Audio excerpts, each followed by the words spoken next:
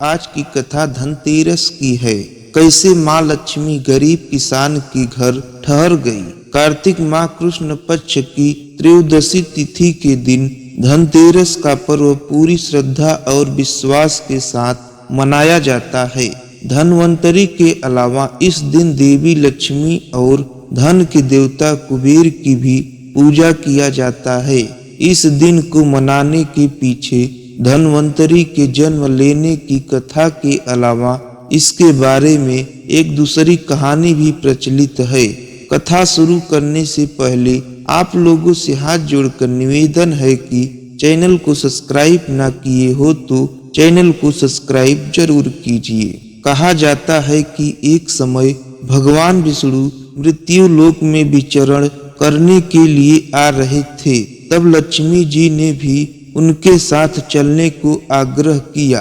तब विष्णु जी ने कहा कि यदि मैं जो बात कहूँ तुम अगर वैसा ही मानो तो फिर चलो। तब लक्ष्मी जी ने उनकी बात मानने को राजी हो गई और भगवान विष्णु के साथ भूमंडल पर आ गई। कुछ देर बाद एक जगह पर पहुंचकर भगवान विष्णु ने लक्ष्मी जी से कहा कि जब तक मैं न आऊं तुम यहाँ ठहरो। मैं दक्षिण दिशा की ओर जा रहा हूँ, तुम उधर मत आना।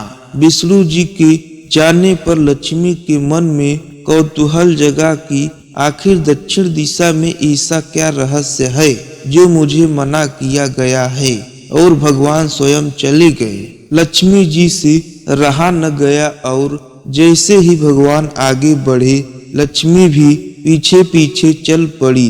कुछ ही आगे जाने पर उन्हें सरसों का एक खेत दिखाई दिया जिसमें खूब फूल लगे थे। सरसों की शोभा देखकर वह मंत्र मुग्ध हो गई और फूल तोड़कर अपना श्रृंगार करने के बाद आगे बढ़ी। आगे जाने पर एक गन्ने के खेत से लक्ष्मी जी गन्ने तोड़कर रस चूसने लगी। उसी क्षण विष्णु जी आए और यह देख लक्ष्मी जी पर नाराज होकर उन्हें श्राप दे दिया कि मैंने तुम्हें इधर आने को मना किया था पर तुम न मानी और किसान की चोरी का अपराध कर बैठी। अब तुम इस अपराध के जुर्म में इस किसान की 12 वर्ष तक सेवा करो।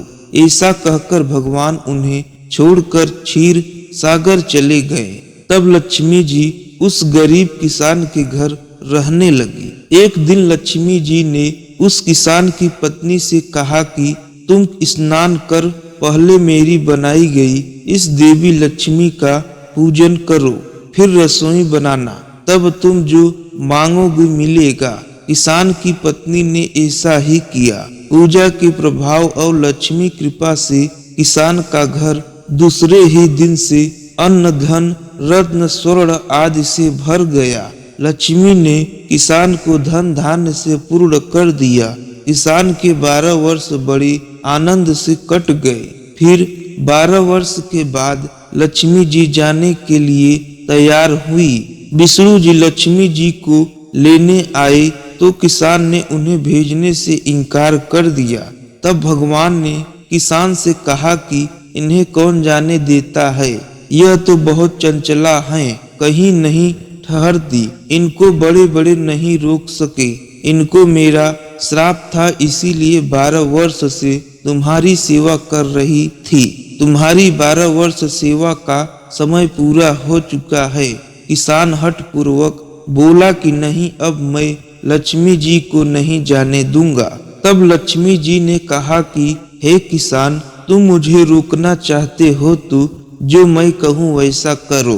कल तेरस है, तुम कल घर को लीप पोत कर स्वच्छ करना, रात्रि में घी का दीपक जलाकर रखना और सायंकाल में मेरा पूजन करना और एक तांबे के कलश में रुपए भर कर मेरे लिए रखना और मैं उस कलश में निवास करूंगी, किंतु पूजा के समय मैं तुम्हें दिखाई नहीं दूंगी। इस एक दिन की पूजा से वर्ष भर मैं तुम्हारे घर से नहीं जाऊंगी। यह कहकर वह दीपकों के प्रकाश के साथ 10 दिशाओं में फैल गई। अगले दिन किसान ने लक्ष्मी जी के कथानुसार पूजन किया, उसका घर धन धान्य से पूर्ण हो गया। इसी वजह से हर वर्ष तेरस के दिन लक्ष्मी जी की पूजा होने लगी।